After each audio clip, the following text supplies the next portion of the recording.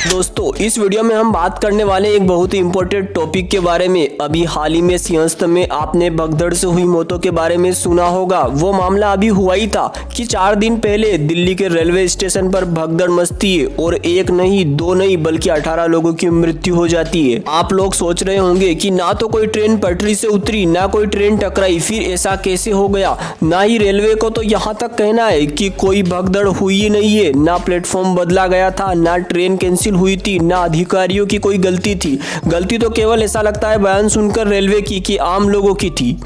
यहाँ पर आप ये ट्वीट देखिए जो प्रधानमंत्री नरेंद्र मोदी ने किया है कि मैं दिल्ली में रेलवे स्टेशन पर हुई भगदड़ से व्यथित हूँ। मेरी संवेदनाएं उन सभी लोगों के साथ है जिन्होंने अपने प्रियजनों को खो दिया है। मैं प्रार्थना करता हूँ कि घायल लोग जल्दी ठीक हो जाए। अब एक्चुअली में इसका कारण क्या था, कैसे लोग एक दूसरे को बिना सोचे समझे एक आदमी दूसरे आदमी पर चढ़ जाता है और उसे पता भी है पर नोटिस नहीं कर रहा था। नीचे लोग दब के मर रहे हैं और जहाँ पर भगदड़ मची उसकी दूरी प्रधानमंत्री आवास से केवल 5 किलोमीटर दूर है।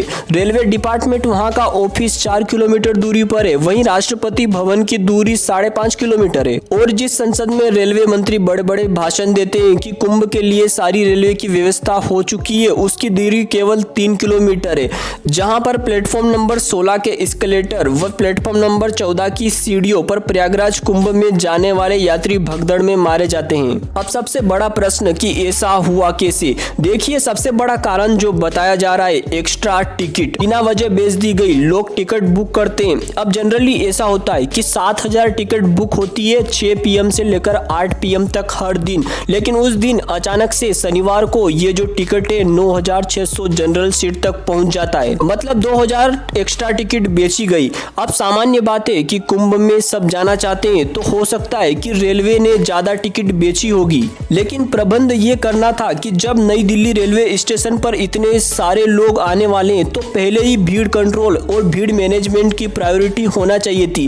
पर हुआ क्या, फालतू में ज्यादा टिकट बेची गई। रेलवे की बेवकूफी, लोग ज्यादा इकट्ठे हो गए। प्लेटफॉर्म नंबर 15, 14, 13 और 12 पर कुछ ही देर में प्लेटफॉर्म पर भीड़ इकट्ठा हो गई और लोग ट्विटर पर लिख भी रहे थे कि ये अचानक से न्यू दिल्ली रेलवे स्टेशन पर भीड़ बढ़ गई है। पर प्रशासन ने इस ओर कोई भी ध्यान नहीं दिया। अब इतनी बड़ी भीड़ में कोई कुछ भी, छोटी सी भी अगर हलचल होती है, किसी का पैर फिसल गया, फिर लोग डरना शुरू कर देते हैं, फिर भागने लग जाते हैं और इसके बाद हमें ये भगदड़ देखने को मिलती है।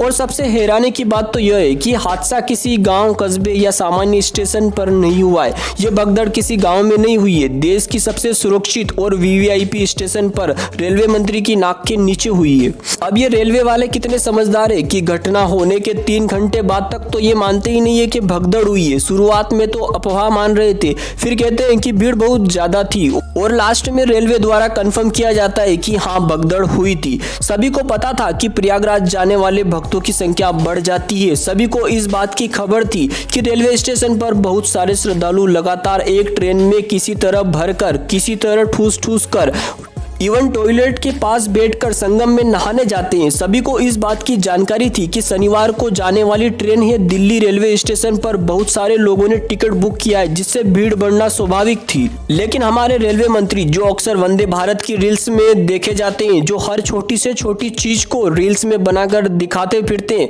अब पता नहीं शनिवार को पूरा रेलवे मंत्रालय और रेल मंत्री जी कहाँ, जो इतनी बड़ी संख्या में लोगों को अपनी जान से हाथ धोना पड़ा।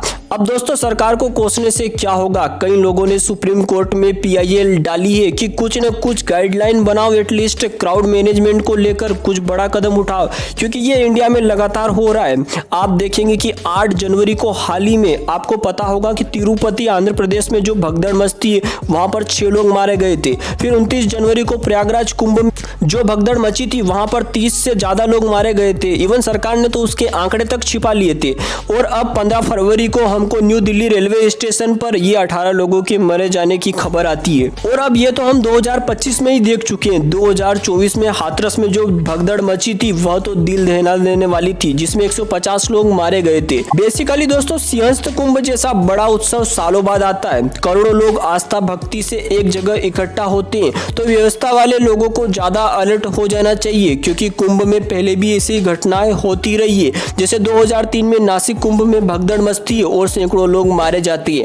फिर 2010 में हरिद्वार कुंभ होता है, भगदड़ में सैकड़ों लोग मारे जाते हैं। लोगों ने सोचा कि सरकार कुछ सबक लेगी, लेकिन ऐसा कुछ भी नहीं होता है। 2013 में फिर प्रयागराज कुंभ स्टेशन पर ऐसी ही भगदड़ होती है और 43 लोगों की जान चली जाती है। जनता की जान जाने का नंबर साल दर साल बदलता रहा, पर आम आदमी की जान को बचाने की सरकार की ना तो आंख खुली और ना ही कुछ अच्छी व्यवस्था और ये सिस्टम लेकर आए। यूपीए सरकार या एनडीए सरकार दोनों ही विफल रही। फिर साल आता है 2025, जिसमें प्रयागराज में करोड़ों लोग आने वाले थे। हर आदमी को ये एहसास दिलाया गया कि इस बार गंगा मैया खुद ही केवाईसी कर रही है और अब कुंभ में यदि नहीं नहाया तो सनातन से रिश्ता टूट ही जाएगा। सरकार का भरोसा रहा कि जनता निश्चित रूप से आए। 29 जनवरी सुबह 4 बजे संगम क्षेत्र में सरकारी आंकड़ों के अनुसार 30 लोग कुचलकर भगदड़ में और नदी में बहकर मारे जाते हैं, जबकि मरने वालों की संख्या इससे भी ज्यादा थी। लेकिन दोस्तों, जनता तो वही मासूम होती है। उन्होंने फिर विश्वास किया, उन्हें लगा कि अब तो भगदड़ से सरकार मरने नहीं देगी। लेकिन फिर 15 फरवरी को शनिवार को दिल्ली के रेलवे स्टेशन पर 18 लोग भगदड़ में मारे जाते हैं, जैसा कि हमने पूरी घटना को अभी कवर किया। फिर किसी की सांसें रुक जाती है, फिर बच्चे अनाथ हो जाते हैं, फिर किसी की मां चिल्लाने लगती है, फिर लोग तड़पने लगते हैं और जो जहां था वहीं दबने लगा, हिचकिचाने लगा और कई लाशें भीज गई। फिर आवाज आती है कि ट्रेन प्लेटफॉर्म नंबर फलाने नंबर पर आ चुकी है, पर लेकिन ट्रेन के आने के पहले ही प्लेटफॉर्म पर मातम छा चुका था। पूरी दुनिया इसके बारे में दोस्तों लिख रही है कि देखो इनकी राजधानी में कितनी व्यवस्था है। जो इनकी सुप्रीम सिटी है राजधानी दिल्ली, वहीं भगदड़ से लोग एक दूसरे को कुचलकर मारे जा रहे हैं। दोस्तों, आपकी क्या राय है इस पूरे वाक्यों को लेकर? कमेंट करके अपनी कीमती राय जरूर बताएं। मिलते हैं किसी नए वीडियो में, तब तक के लिए जय हिंद जय भारत। वीडियो को लाइक और चैनल को सब्सक्राइब जरूर करें।